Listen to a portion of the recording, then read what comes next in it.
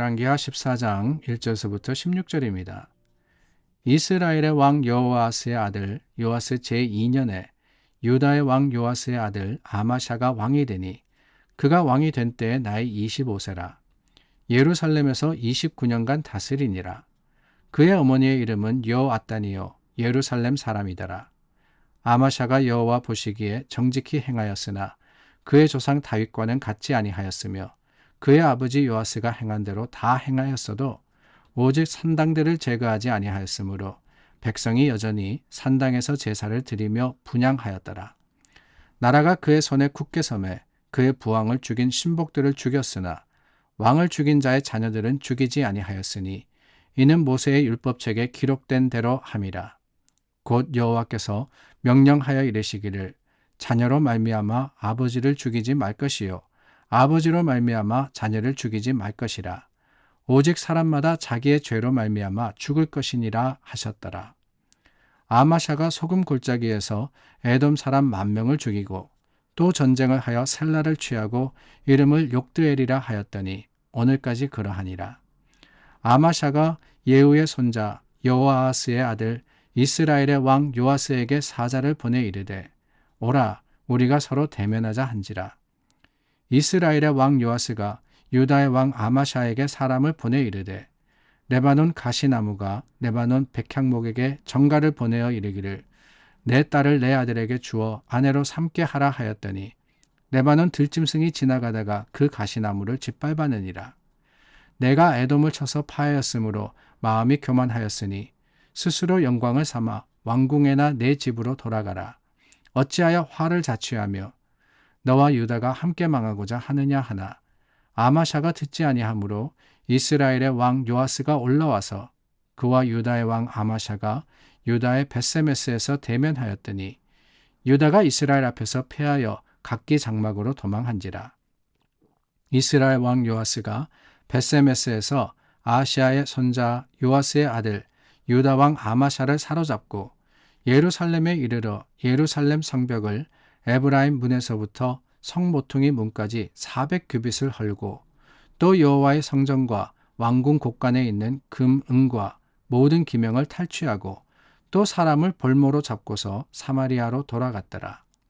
요아스의 남은 사적과 그의 업적과 또 유다의 왕 아마샤와 싸운 일은 이스라엘 왕 역대지략에 기록되지 아니하였느냐. 요아스가 그의 조상들과 함께 자매 이스라엘 왕들과 사마리아에 함께 장사되고 그의 아들 여로보암이 대신하여 왕이 되니라. 왔다 갔다 합니다. 뭐가 왔다 갔다 하냐고요? 열왕기 하의 내용이 북이스라엘과 남유다를 왔다 갔다 합니다. 어제까지는 북이스라엘의 여호아스 그리고 요아스의 이야기를 저희가 나누었는데 오늘 말씀에는 이스라엘의 왕 여호아스의 아들 요아스 제2년에 유다의 왕 요아스의 아들 아마샤가 왕이 되었다. 이제 남유다로 또 말씀에 그 포커스가 바뀌게 됩니다.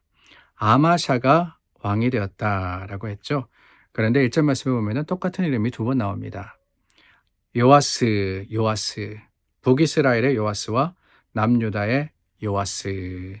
북이스라엘의 요아스는 북이스라엘의 왕들을 평가했듯이 하나님 앞에 범죄했던 여로보암의 길을 따랐던 왕이고 남유다의 요아스는 성전을 수리했던 왕입니다.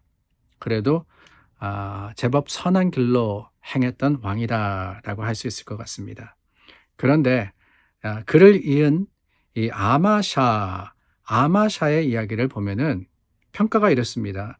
3절 말씀에 보니까 조상 다윗과는 같지 아니하였으며 그의 아버지 요아스가 행한 대로 다 행했다. 그러니까 요아스가 성전 수리를 하면서 그래도 하나님을 사랑하는 그 마음의 모습을 닮아서 행했다는 거예요. 근데 문제는 뭐냐? 다윗과 같지 못했습니다. 다윗과 같지 못했다라고 하는 것은 여러분 다윗이 하나님의 마음에 합당한 사람이라 그랬잖아요. 그러니까 하나님의 뜻대로 다 행하지는 못했는데 타협한 부분이 있었다라고 하는 것이지요. 그게 뭐냐? 4절 말씀에 보니까 산당들을 제거하지 아니하였다. 이미 말씀드렸습니다. 산당이 바마라고 해서 높은 곳이라는 의미라고 말입니다. 그 높은 곳에서 어떻게 하느냐? 가나안 거주민, 그러니까 이방 신들을 섬기던 모습을 따라서 제사를 드리고 하나님 앞에 나아갔다. 산당에서 제사 드리며 분향하였다. 이 표현은 뭐냐? 오롯이 하나님의 말씀대로 행한 것이 아니라 타협했다라고 하는 의미라는 거예요. 제사를 드릴 때 하나님께서 명령하신 대로 레위기에 제사의 방법대로 드린 게 아닙니다. 하나님께서 성전에서 하나님을 예배하라 그랬는데 그게 아니라 자신의 편리와 또한 여러 가지 이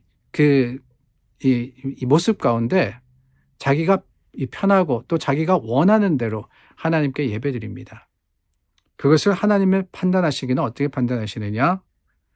정직하게 행했으나 but 정직하게 행했다 이렇게 끝나면 얼마나 좋겠어요. 그런데 산당을 제거하지 않았다라고 하는 것은 그 타협으로 인해서 결국에는 실패가 있었던 것을 우리에게 알려주시는 겁니다. 계속해서 이어지는 말씀에 아마샤가 반역한 자를 심판하는 이야기가 나옵니다. 그런데 반역한 사람들은 처치를 하는데 그 후손들은 살려두었다 그랬죠. 왜 그랬습니까? 하나님의 말씀에 그렇게 이야기하시니까. 하나님의 말씀을 따라서 순종했다라고 하는 거예요. 하나님의 말씀을 따라서 순종했다. 야, 참 타협한 부분이 있지만은 그래도 아마샤가 참 잘했구나라는 생각이 듭니다. 적어도 통치 초기에는 말입니다. 우리가 성경의 말씀을 읽을 때 그런 생각이 들 때가 많습니다. 처음 시작은 참 좋았는데 끝이 별로인 경우가 너무나도 많아요. 그러니까 용두삼이라고 하죠.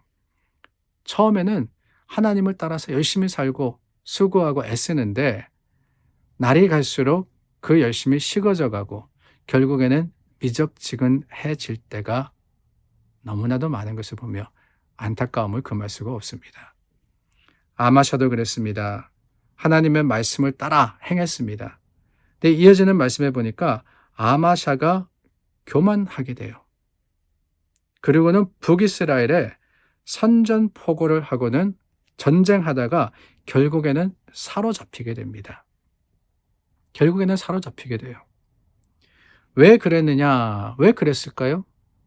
다름이 아니죠. 그 마음에 자랑의 마음이 있었고 그 마음에 또한 교만의 마음이 들었던 겁니다. 그도 그럴 것이 7절 말씀해 보니까 아마샤가 소금 골짜기에서 에돔 사람 10,000명을 죽이고 전쟁에서 셀라를 취하고 또한 그것을 정복했다라고 기록이 되어 있거든요. 그러니까 승승장구한 왕입니다. 하나님께서 축복하셨어요. 그런데 뭐냐? 그 가운데 교만의 마음이 든 거예요.